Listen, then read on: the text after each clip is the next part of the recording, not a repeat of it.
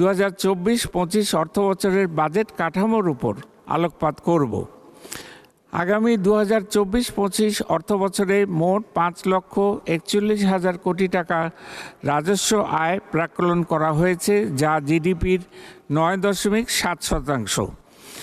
এর মধ্যে জাতীয় রাজস্ব বোর্ডের মাধ্যমে 4,80,000 কোটি টাকা এবং অন্যান্য উৎস হতে 61,000 কোটি টাকা সংগ্রহ করার প্রস্তাব করছি। আগামী 2024-25 অর্থবছরে বাজেটের আকার প্রাক্কলন করা হয়েছে 7,97,000 কোটি টাকা, যা জিডিপির 14.2%। পরিচালন সহ অন্যান্য খাতে মোট 5,32,000 কোটি টাকা এবং বার্ষিক উন্নয়ন কর্মসূচিতে 2,65,000 কোটি টাকা বরাদ্দের প্রস্তাব করছি।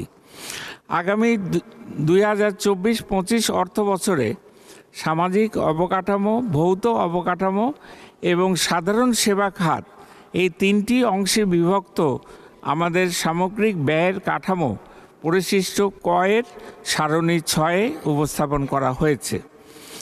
2024-25 অর্থবছরের প্রস্তাবিত বাজেটে ঘাটতির পরিমাণ দাঁড়াবে 2,56,000 কোটি টাকা, যা জিডিপির 4.6%। এই হার গত বাজেটে ছিল 5.2%। প্রস্তাবিত বাজেটে মোট ঘাটতির মধ্যে 1,60,900 কোটি টাকা অভ্যন্তরীণ উৎস হতে এবং 95,100 কোটি টাকা বৈদেশিক অর্থ হতে নির্বাহ করার জন্য প্রস্তাব পেশ করছি।